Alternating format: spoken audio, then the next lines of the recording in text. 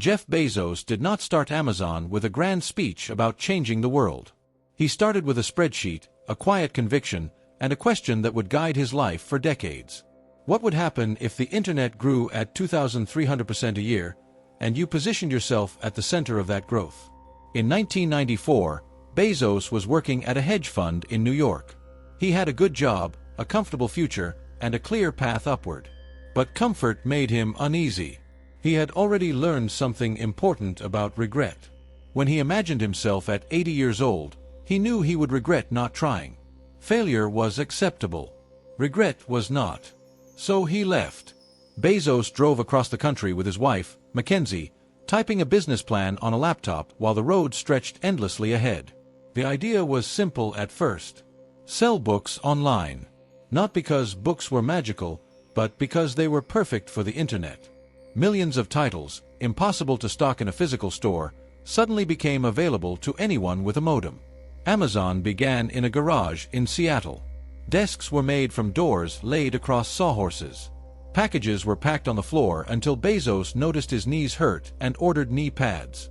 That detail mattered to him. Pain was a signal that a process needed improvement. From the beginning, Bezos was obsessed with the long term. He did not want a quick win. He wanted a machine that would compound over time. Most companies focus on this quarter. Bezos focused on decades. Amazon lost money year after year. Wall Street hated it. Critics laughed at it. The phrase, "Amazon will never make a profit," became common wisdom. But Bezos was not trying to win arguments. He was trying to build infrastructure. He believed that if you did three things relentlessly, everything else would follow. Put the customer first. Lower prices over time. Reinvest everything. Every dollar Amazon made went back into faster shipping, better technology, bigger warehouses, and broader selection. Profits were postponed on purpose. Bezos often said that Amazon was willing to be misunderstood for long periods of time. That became one of the company's quiet superpowers. When others saw losses, Bezos saw momentum. When others asked, "Why are you doing this?" he asked, "Why wouldn't we?" The long game required patience, but also courage. Expanding beyond books was risky. Music, electronics, toys, cloud computing. Each move brought criticism. Each move looked unfocused to outsiders. Inside Amazon, it was all part of the same idea. Build the everything store. Build the rails of the internet economy. AWS is a perfect example. Amazon needed better servers to run its own operations. Bezos realized other companies would need the same thing. So Amazon built it and offered it to the world. At first, people were confused. Why would a retailer sell computing power? The answer was simple. This was not a retailer. This was a long-term systems company. Bezos encouraged experimentation, but he also accepted failure as the cost of invention. The Fire phone failed. Spectacularly. Billions were lost. Bezos barely flinched. He understood that big wins come from bold bets, and bold bets require tolerance for losses. He often said that if you want to be inventive, you have to be willing to be wrong. Inside Amazon, decisions were divided into two types. Type 1 decisions were irreversible and required caution. Type 2 decisions were reversible and should be made quickly. Most companies treat all decisions like Type 1. Amazon did not. Speed mattered, especially when learning. This mindset allowed Amazon to move faster than companies 10 times its size. While competitors optimized for optics, Bezos optimized for reality. While others chased applause, he chased efficiency. While others tried to look smart, he focused on being right in the long run. The culture was demanding. Brutally so. Bezos never pretended otherwise. High standards were not negotiable. He believed that setting the bar high was a kindness to customers, even if it was uncomfortable internally. Not everyone thrived in that environment. But the system worked. By the time Amazon became profitable in a way critics could no longer ignore, it was too late to catch up. The moat was deep. The flywheel was spinning. Lower prices attracted more customers. More customers attracted more sellers. More sellers increased selection. Better selection improved customer experience. That brought even more customers. Round and round it went. Bezos stepped down as CEO in 2021, but the long game never stopped. He shifted his attention to space, another obsession measured not in years, but in generations. Blue Origin followed the same philosophy. Build slowly. Build correctly. Think 100 years ahead. Jeff Bezos never tried to be liked. He tried to be effective. And that may be the most important lesson of all. Amazon was not built by chasing trends or reacting to noise. It was built by ignoring most of the world and listening closely to one simple idea. What will matter 10 years from now? Customers will still want low prices. They will still want fast delivery. They will still want convenience. They will still want trust. Everything else was negotiable. That is the long game that built Amazon. And the story does not end here. The long game did not become easier as Amazon grew. In many ways, it became harder. When you are small, patience looks like optimism. When you are large, patience looks like stubbornness. Every move Bezos made was now watched, analyzed, and judged in real time. Governments, competitors, the media, and Wall Street all had opinions. Bezos stayed with the same rule he had from the start. Focus on what does not change. As Amazon expanded globally, the company faced a new problem. Scale magnifies everything. Small inefficiencies become massive costs. Small cultural cracks become visible fractures. Bezos responded the same way he always had. He went back to fundamentals. He introduced written narratives instead of PowerPoint. Meetings began with silence as executives read 6-page memos. This was not a quirk. It was a discipline. Clear thinking required clear writing. If you could not explain an idea in complete sentences, you did not understand it well enough. This slowed meetings down. It sped decisions up. Bezos believed that intuition mattered, but only after the data had its say. Metrics were not used to justify decisions already made. They were used to reveal truth, even when it was uncomfortable. Amazon measured everything because measurement forced honesty. One of Bezos's most misunderstood ideas was customer obsession. Many companies say they care about customers. Amazon organized itself around them. This meant saying no to short-term profit, no to flashy marketing, and no to decisions that looked good on earnings calls but hurt long-term trust. Free shipping is a perfect example. It was expensive. Painfully expensive. Analysts called it reckless. Bezos saw it as an investment in habit. Once customers experienced fast, free delivery, their expectations changed forever. And once expectations change, loyalty follows. Prime was another long-term bet disguised as a subscription. On the surface, it looked like a shipping program. In reality, it was a psychological lock-in built on value and convenience. Customers did not shop around anymore. Amazon became the default. Defaults are powerful. The same thinking applied to logistics. Amazon did not want to depend on others to deliver its promises. So it built its own fulfillment centers, its own delivery networks, its own planes. Each step reduced friction. Each step made Amazon faster, cheaper, and harder to compete with. Critics said Amazon was becoming too powerful. Bezos did not argue. He kept building. Power, in his view, came from serving customers better than anyone else, not from controlling markets. If customers ever found a better option, they would leave. That fear kept Amazon restless. Bezos often warned against day 1 becoming day 2. Day 2 was stasis, followed by irrelevance, followed by slow decline. To fight this, he encouraged teams to act like startups inside a giant company. Small teams, clear ownership, high autonomy. The famous 2 pizza teams were not about food. They were about speed. If a team was small enough to be fed by 2 pizzas, it was small enough to move fast and stay accountable. Speed mattered because the internet did not wait. Amazon's willingness to invest during downturns became another advantage. When others cut back, Amazon spent. During recessions, it hired. While competitors froze, Amazon accelerated. This countercyclical mindset required confidence and conviction. It also required ignoring panic. Bezos had trained himself to do that early.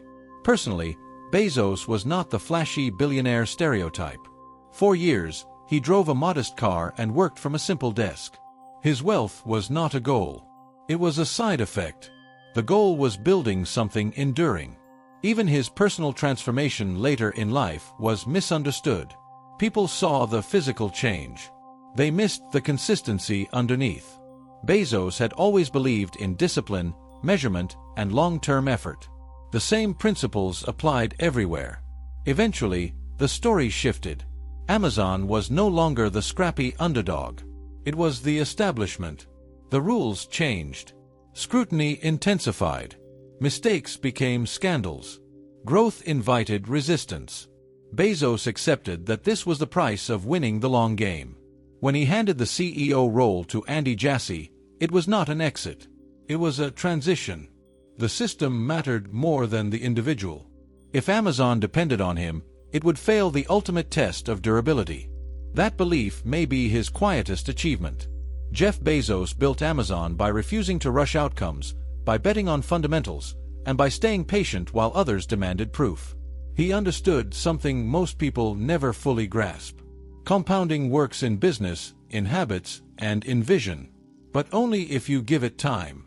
The long game is not glamorous. It is not comfortable. And it does not reward impatience. But it builds empires. By the time the world fully understood what Amazon had become, Jeff Bezos was already thinking about something else. That, more than anything, defined him. Bezos never confused milestones with finish lines. Each success simply revealed the next problem to solve. And problems, to him, were not burdens. They were invitations. As Amazon matured, Bezos began talking more openly about responsibility. Scale creates consequences. The same systems that deliver convenience can strain workers, reshape cities, and challenge regulators. Bezos did not pretend these tensions did not exist. Instead, he approached them the same way he approached everything else. Break them down. Measure them. Improve them over time. This did not satisfy everyone. It was never meant to. Bezos believed leadership was not about pleasing critics. It was about making decisions that would stand up years later when the noise had faded. History, not headlines, was the scoreboard. He often reminded shareholders that Amazon would continue to make bold investments. Some would fail. Some would look irrational in the short term. But the alternative was worse. Playing it safe guaranteed stagnation. Innovation demanded discomfort. One of Bezos's most powerful ideas was that customer trust is slow to build and fast to lose. That belief shaped Amazon's policies, from easy returns to transparent pricing. These decisions cost money in the short term. They paid back over decades. Trust, like compounding interest, grows quietly. Bezos also understood something uncomfortable about success. The bigger you get, the more people assume your intentions are malicious. Amazon could launch a feature and be accused of manipulation. A price cut could be seen as predatory. A new service could be framed as domination. Bezos did not waste energy fighting every narrative. He focused on execution. If Amazon delivered real value, perception would eventually follow reality. Sometimes it did. Sometimes it did not. Either way, the work continued. The decision to step away from day-to-day leadership was itself a long-game move. Bezos had built Amazon to survive him. Processes, principles, and culture mattered more than charisma. This is why his annual letters to shareholders became legendary. They were not hype pieces. They were operating manuals. Read them closely and you see the same themes repeated year after year. Customer obsession. Long-term thinking. High standards. Willingness to fail. Relentless improvement. Repetition was intentional. Culture does not stick through novelty. It sticks through consistency. Outside Amazon, Bezos turned more of his attention to Blue Origin, climate initiatives, and long-term philanthropy. Space, like e-commerce once was, required patience. Progress would be slow. Failures would be public. Rewards would be distant. That was the point. Bezos was never motivated by applause.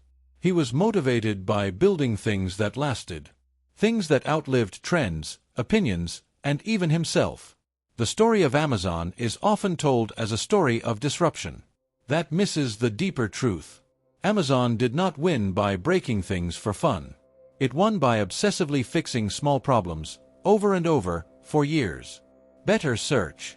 Faster checkout. Shorter delivery times. Lower prices. More selection. None of these are dramatic alone. Together, they changed how the world shops. The long game is rarely visible while it is being played. It looks like stubbornness. It looks like wasted effort. It looks like refusing to cash out when others would. But when it works, it looks inevitable in hindsight. Jeff Bezos did not predict the future perfectly. He simply bet on what would not change. And then he built systems to serve those constants better than anyone else. That is how Amazon was built. Not overnight. Not by luck. But by patience, discipline, and an almost unreasonable belief in the power of time. There is a quiet moment in every long game when the builder realizes the machine no longer needs constant pushing. Jeff Bezos reached that moment not with celebration, but with clarity. Amazon had become self-reinforcing. The flywheel did not depend on charisma or heroic effort. It depended on principles embedded so deeply that new employees absorbed them without being told. Customer obsession was not a slogan. It was a reflex. This is when the long game reveals its real payoff. Most people think success is about speed. Bezos understood it was about direction. Move fast in the wrong direction and you only arrive at failure sooner. Move patiently in the right direction and time becomes your ally. Bezos often talked about optionality. He wanted Amazon to have the freedom to experiment without risking the core. That is why the company was built on strong cash flows, scalable infrastructure, and modular teams. Optionality meant survival in uncertainty. The future was never predictable. Preparedness was. This mindset shaped Amazon's approach to artificial intelligence, automation, and logistics long before these became fashionable topics. Alexa was not created as a gimmick. It was a bet on voice as a new interface. Some bets paid off quickly. Others took longer. Some are still unfolding. Bezos was comfortable with that ambiguity. He believed that if you are right even a small percentage of the time on big bets, the returns dwarf the losses. This is the venture capitalist mindset applied inside a single company. Most organizations cannot tolerate that level of variance. Amazon embraced it. This tolerance for uncertainty is what allowed Amazon to keep reinventing itself without losing its core identity. There is a personal lesson buried in this story. The long game demands emotional control. Bezos trained himself to detach from short-term feedback. Stock price swings did not change the mission. Criticism did not change the roadmap. Praise did not slow the pace. He once said that if you are driven by external validation, you are fragile. The long game requires internal metrics. Are you building something meaningful? Are you getting better? Are you still learning? Amazon's competitors often tried to copy tactics. Faster shipping. Lower prices. Prime-like programs. What they struggled to copy was patience. Patience cannot be reverse-engineered. It is a choice made daily, often in the face of doubt. It is choosing reinvestment over reward. It is choosing improvement over applause. It is choosing progress you cannot yet explain to people who want immediate answers. Jeff Bezos made that choice thousands of times. When history looks back at Amazon, it may focus on market caps, acquisitions, and innovations. But the real story is quieter. A man who refused to optimize for the present. A company built to think in decades. A belief that time, properly used, is the most powerful advantage in business. The long game is not for everyone. It requires sacrifice before certainty. It requires faith in process over outcomes. It requires standing alone while others rush ahead. But when it works, it reshapes industries. It changes habits. It rewrites expectations. Jeff Bezos played the long game. And the world now lives inside the results. At some point, every long game reaches a stage where imitation becomes unavoidable. Amazon reached that stage when competitors stopped asking, "Will this work?" and started asking, How do we catch up? By then, the gap was no longer about technology or capital. It was about mindset. Jeff Bezos had spent decades training Amazon to think differently about time. Most companies treat time as an enemy. Deadlines, quarters, earnings calls. Bezos treated time as a resource. If you could stretch your thinking far enough into the future, you could make moves today that looked irrational but later appeared obvious. This is why Amazon was willing to absorb pain early. Losses were not signals of failure. They were investments in learning. Bezos understood that learning compounds faster than money. Every warehouse built taught Amazon how to build the next one better. Every delivery delay taught them how to optimize routes. Every customer complaint revealed friction no spreadsheet could show. The company became a learning organism. Bezos also believed in setting standards so high they felt uncomfortable. Not because discomfort was the goal, but because excellence requires tension. He often said that high standards are teachable, but only if leaders model them relentlessly. This was the hidden cost of the long game. It demanded consistency from the top. Bezos could not afford to relax. Culture decays quickly when leaders stop paying attention. Even after stepping down as CEO, Bezos remained deeply tied to Amazon's principles. Not as a manager, but as a steward. His job was no longer execution. It was preservation of intent. Intent is fragile. As companies grow, they drift. Processes replace thinking. Metrics replace judgment.